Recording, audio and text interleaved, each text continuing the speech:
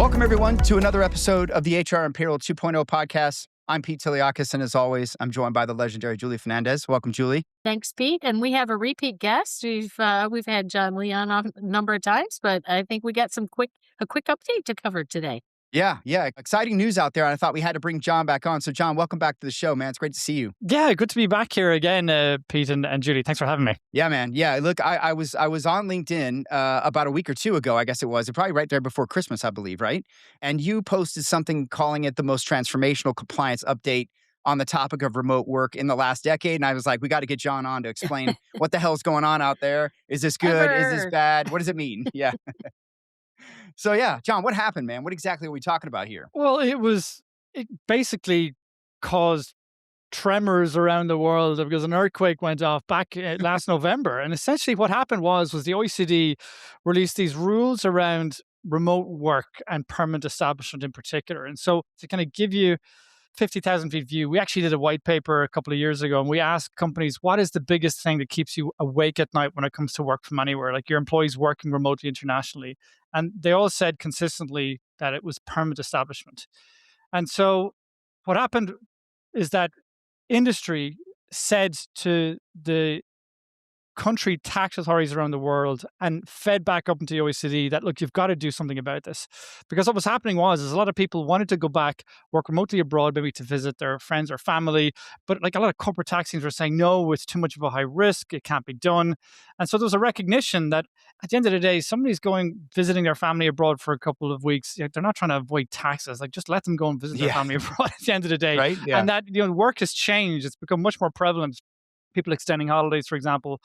And so there was a recognition that something needed to be done here to make it much more practical and to really give a bit of guidance to tax authorities around the world and companies as well, to kind of take a much more pragmatic approach around the topic. I can tell you more about what was in it if you like, but feel free to ask any questions. What is the OECD, right? It's the Organization for Economic Cooperation and Development. But what the heck does that mean? Like, what power do they have? Like, what are their remit, if you will? If you look at, for example, double taxation agreements, you have two basic models of double taxation agreements that are typically negotiated around the world. The primary one you'd have in a lot of countries would be the OECD model, and you also then have the UN model. So a lot of countries, for example, in Europe, also, for example, in North America, places like Japan and South Korea, a lot of them would typically follow the OECD model, and then a lot of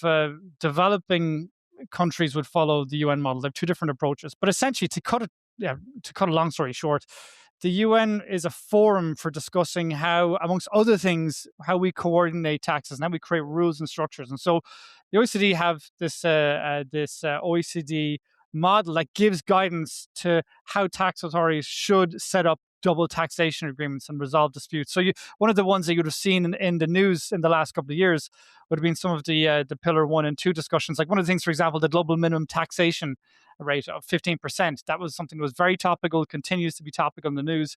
It would have been the OECD coordinating and pulling together all of those discussions, for example. That would have been the forum. Interesting. So what does this mean? Like, what exactly did they put out there? What does it mean? Yeah, so what's the change? Yeah. To cut a long story short, there's a lot of different components to it, but the most essential to it is that if you're going to an OECD country, essentially, if they're going to be following these rules, what it says is, typically before there was a question mark, if somebody's going to be in a country for more than 30 days, are they going to trigger permanent establishment? Well, what they've basically said is that you can be up to 183 days in a country in many scenarios and you won't trigger permanent establishment. So they've come down very firm on that. Now, at the same time, don't get me wrong, if you're in a senior sales generating role or you're a CEO, I wouldn't want to test the boundaries here. But what they've basically said under many scenarios, like if you're not very senior, you're not doing commercial activities in that country, you're less than 183 days, amongst others, you're not going to be creating permanent establishment, which is great because a lot of countries have had differing interpretations, differing approaches, and it's caused people to tear their hair out going, well, how do we even approach this, Or avoid opportunity, which I hear sometimes. Yeah. Completely. I don't know. Have you seen it as well, Julie, from the market as Yeah. well? Huh? Yeah, for sure. Companies just will err at doing the same thing with AI, right? Like, just don't Yeah. do AI because we don't know how to govern this. And the same thing Yeah. was happening, I think, with conservative companies or conservative lawyers and companies who were saying, "Yeah, I don't want to get Exactly. into this." Well, no, exactly. But even simple things like, for example, how you define a home office. They've more or less said if it's a temporary place like a hotel or Airbnb, that's not going to be a permanent establishment. Which, again, for all the three of us here, it's very common sense. But to actually have this really spelled out in the rules has been Yeah. massively welcomed. And I think it's a recognition that, work from anywhere. When I spoke to big companies 5 years ago, I said, look, this can be done. And they all said, no, it can't be done. It's too much of a risk, corporation tax. It's fascinating. So like this week, I went to Paris, like speaking at the OECD about the topic and recognizing all these countries around the world, they want to do something about it. They recognize it. But what's also interesting as well is while this announcement was transformational around permanent establishment in and of itself, you can clearly see that there's a lot more road to go here. Quick before we move on, I think what I understand from our conversations is the OECD isn't binding laws, right? So there's still some Correct. interpretation, and you can still Correct. have very conservative minded folks. And the other thing is, I know I reached out to you directly because the first thing I did was which of the OECD countries, and I was like, crap, the one I'm looking at, I'm looking at or talking to somebody, and it's not one of the OECD countries. So what do you do next, right? Well, what you have is the OECD. There's a list of the different members that they have, and they've member countries, partner countries. But the member countries are like a lot of the countries. For example, in Europe, you've also got the US, you've got the UK, you've got Japan, and there's also countries that are applying to become full members of the OECD as well. Does it mirror the UN basically? No, it doesn't. It's Not that's quite. not quite. Think off the Yeah. top of my head, I think you've got 38 members from the span the world from North America, South America, Europe, and Asia Pacific. Okay. So it play like countries like Australia and New Zealand are on it as well. But why it's important is because they set up this thing called this OECD Model Convention, for example, that sets the template for how bilateral tax agreements should be negotiated, and a lot of the rules, follow from that, amongst others, for example. But it's also discussion for discussing broader economic topics as well. But from the world of tax, it's hugely important because they help set the tone at the top.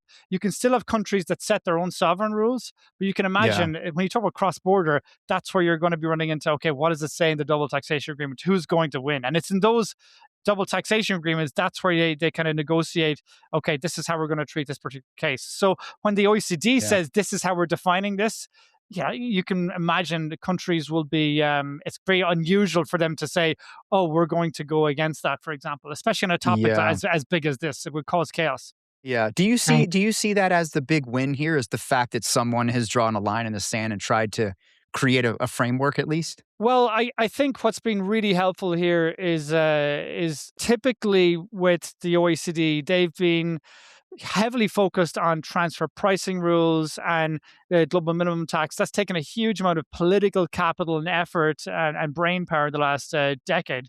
Whereas I think the fact they've recognized that, work is changing. This is now, the cross-border movement of people, broader than work from anywhere, by the way. We're talking about broader global mobility. Like, this Right. is a thing now. We need to pay much more attention to it. And there's a lots more work to be done. Like, they did specifically mention a couple of really important things that they're going to be working on. And it was funny just to hear governments talking about, we know something's wrong here, that this isn't working. So that was Yeah. fun. That was And fascinating we to see. agree. Yes. Yeah. Yeah. Yeah. We Yeah. agree. There's a couple of things. If you want, I can tell you more about what were the things that they mentioned they're going to be changing. But again, you tell me. Yeah. Please go Yeah. ahead. Yeah, I'd love to learn more. I'd love to learn what you learned in Paris at the meeting. I couldn't make it the other day. That's right. Yeah. So what happened Yeah. was we did a submission, work from anywhere. Basically, when that kind of global consultation came out, we did a submission on, here are the things you need to be looking at. Here's what's missing. So we said, look, well done, a massive clap on solving permanent establishment for work from anywhere. But by the way, you haven't really addressed contractors. You haven't addressed hire from anywhere. You haven't addressed payroll tax triggers. What about inconsistencies with Social Security?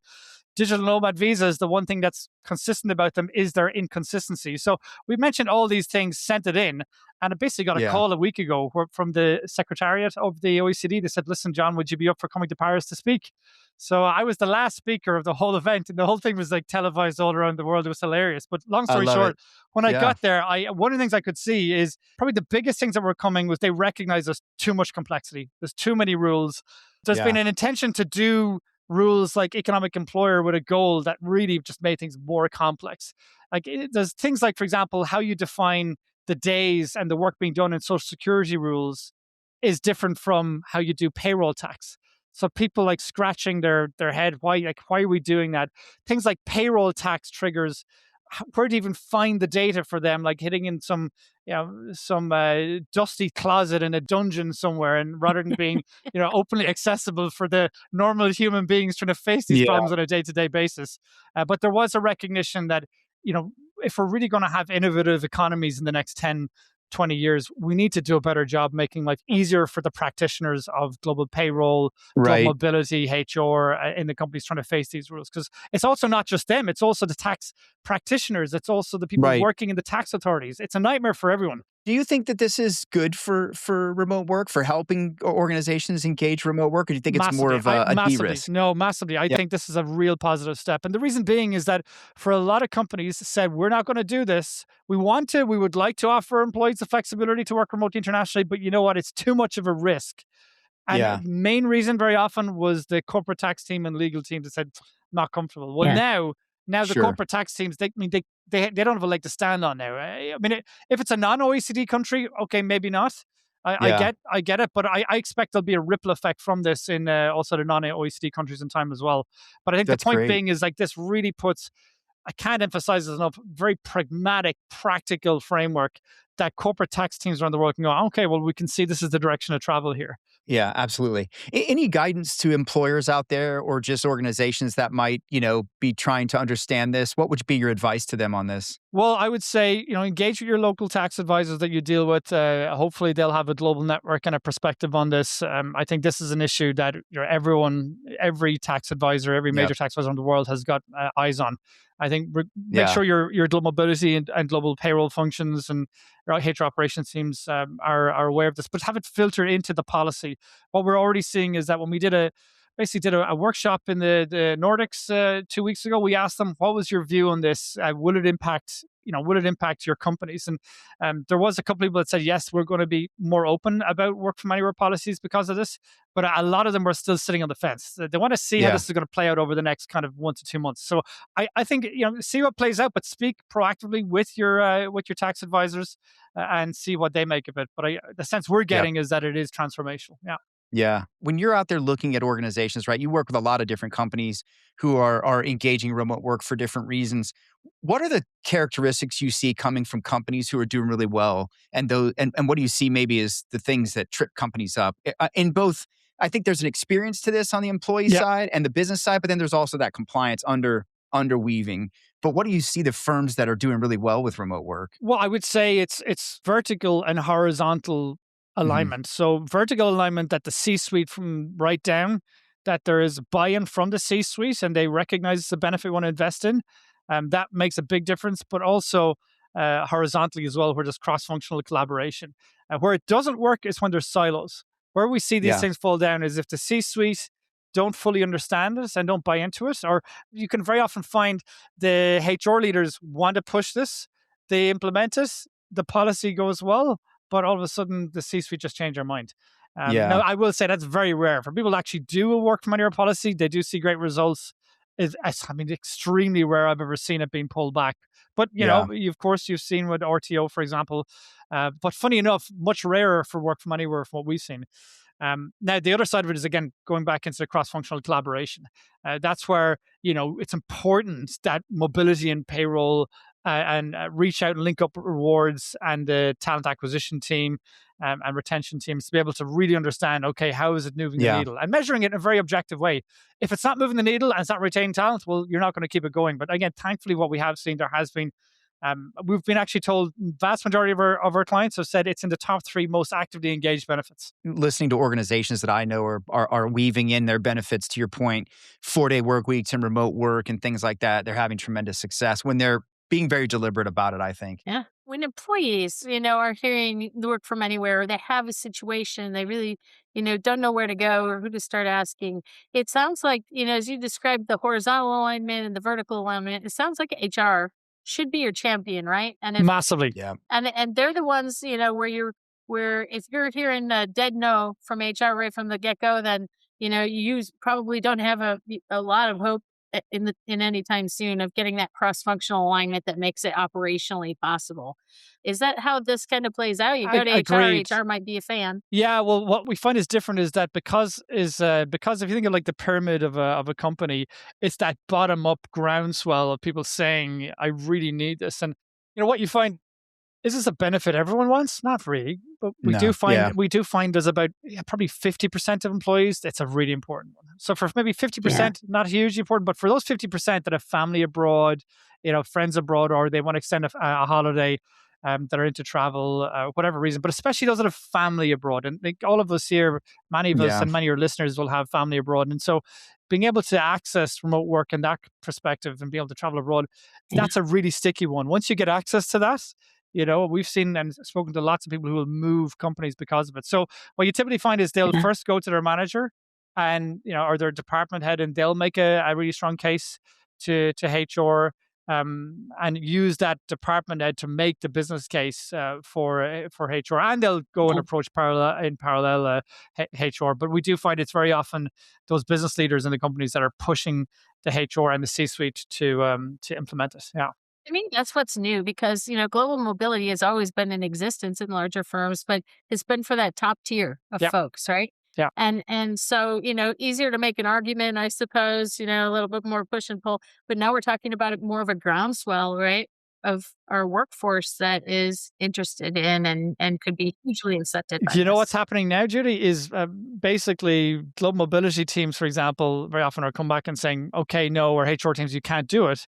And people are going into like Gemini and ChatGPT saying, "Well, look, I've checked as a digital visa, or what's going on here, and Yeah, as yeah, a right to work," or they're pushing back. Like they Yeah. really are. They're coming yeah, armed. So it puts HR in a very difficult position. So It yeah, does. yeah, and Yeah. I don't envy. It's risk and cost, and all of those things have to go into Correct. fact. It's not as simple as just saying, "Oh, I live here now." Especially we talked about these folks that were tooling around in RVs all over America during the pandemic and around that, after that time. And I don't know that all those folks were probably, you know, their employers were aware all the states and places they were in that undeclared. probably collected, yeah, should have declared some earnings. But John, just to kind of round this out, man, what if anything can we expect next? Like, what happens next?